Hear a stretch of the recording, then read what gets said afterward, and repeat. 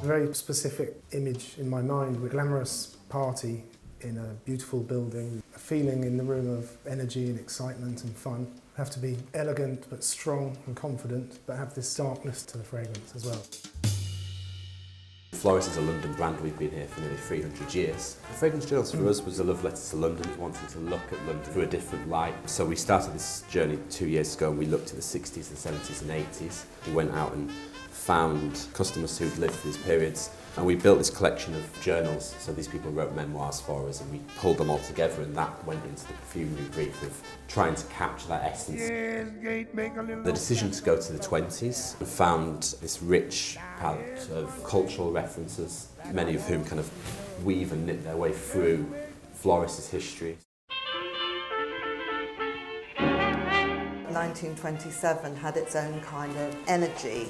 It was a huge period of innovation, but also it was a time on the cusp when you start a decade as part of the previous decade and you end a decade as part of the next decade. But the most interesting changes that happen, that re-establish the culture of that time, happen around sort of 6 and 7.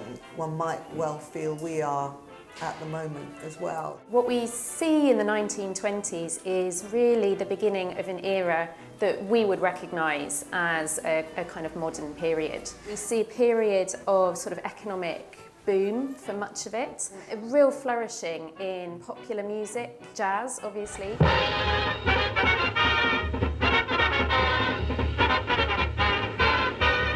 1927 actually sees the first cross-Atlantic flight, Charles Lindbergh. A number of modern art movements from very early in the 20th century are really coming into fruition, really entering mainstream culture at this point as well. These ideas of sort of machine age, modernism, all of this is impacting art, design, society. And we see this impacting women's lives.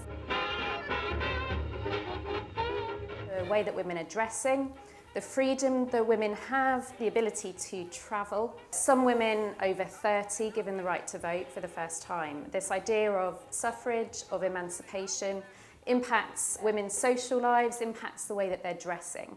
So fashion is very clearly seen as being linked to the social situation at this time.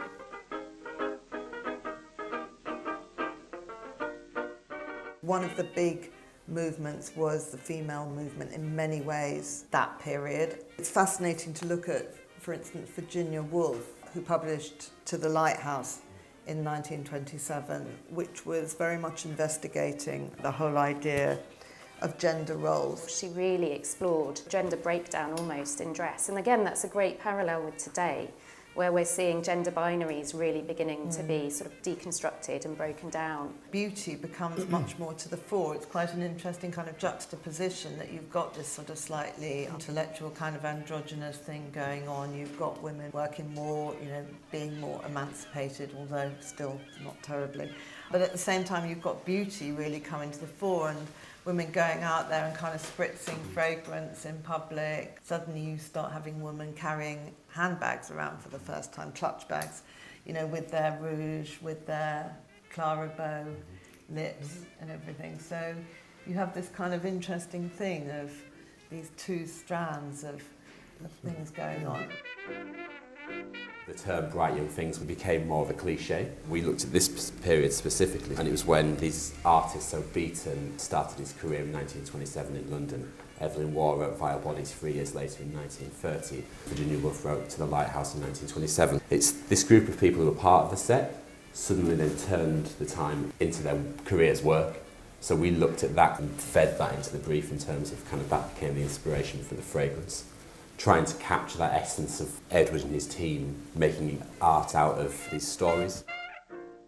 Beaton came up quite a lot while his career was very much after 1927. He's in the history books of Floris being a customer of ours, and we have receipts and ledgers of his. He wrote a quote where he refers to luxuries more than just fine linens and diamonds. It's about a certain way of style and class that you bring to something, sharpened pencils on the bedside table and a bottle of Perrier and Floris violet bath essences on the side of the bath, which actually came after we'd already put violet into the fragrance, so it was just a kind of a nice nod.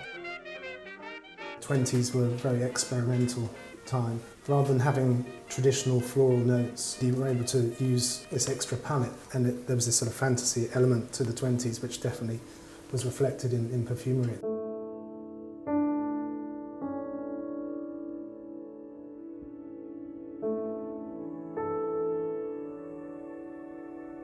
We wanted it to really have a modern twist to it. The idea was to work on a completely different fragrance, citrus fragrance, which had a real modern character to it. And then this citrus fragrance also had a really oriental side to it as well, and it had the darkness. And so I had these two fragrances, and the citrus fragrance was too modern and just didn't seem to fit with my vision that I had of the era. So I thought, okay, let's try and take elements from both of them and combine them. We don't normally do that with a fragrance. It's quite an unusual way to work, to actually have these two completely different ideas and then sort of fuse them. You get these fantastic moments of explosion where everything's coming together in a rather wonderful clash.